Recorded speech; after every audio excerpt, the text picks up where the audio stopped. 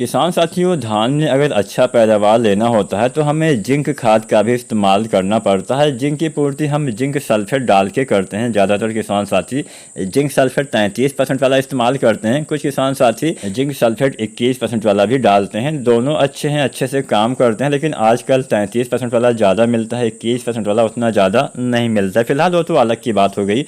आज की वीडियो का जो उद्देश्य है, जो विषय है, वो ये है कि धान में जिंक डालते समय कौन सी गलतियां नहीं करनी चाहिए। अक्सर किसान साथी ऐसी गलती बहुत दिनों से करते आ रहे हैं।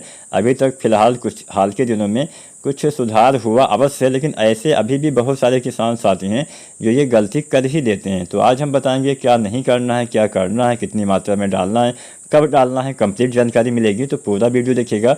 और इंडियन एग्री हेल्प चैनल को सब्सक्राइब नहीं किया है तो चैनल भी सब्सक्राइब करिए।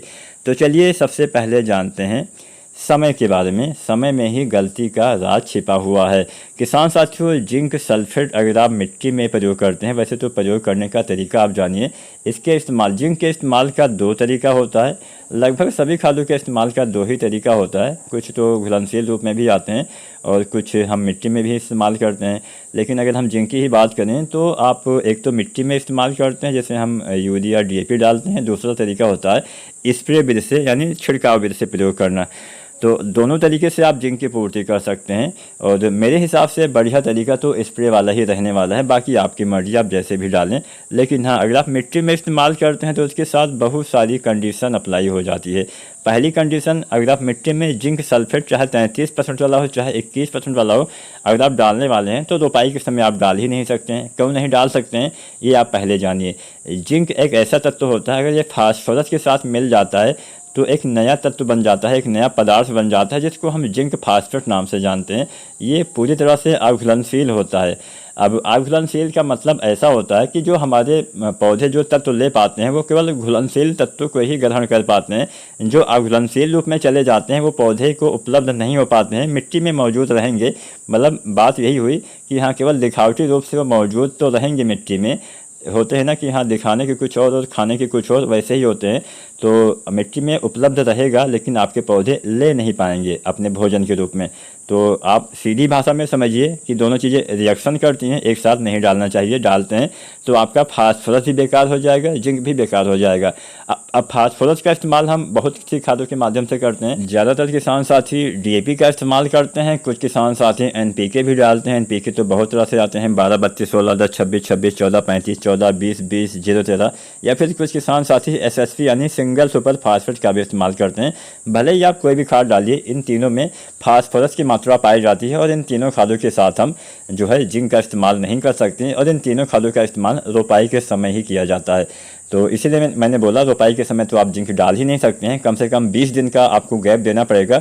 तो वही 20 दिन के बाद जब आप यूरिया डालेंगे, 20 दिन, 25 दिन, 30 दिन, तब आपको जिंक का मिट्टी में इस्तेमाल करना चाहिए। अगर आप पहले डालना चाहते हैं तो स्प्रे विधि से डाल सकते हैं।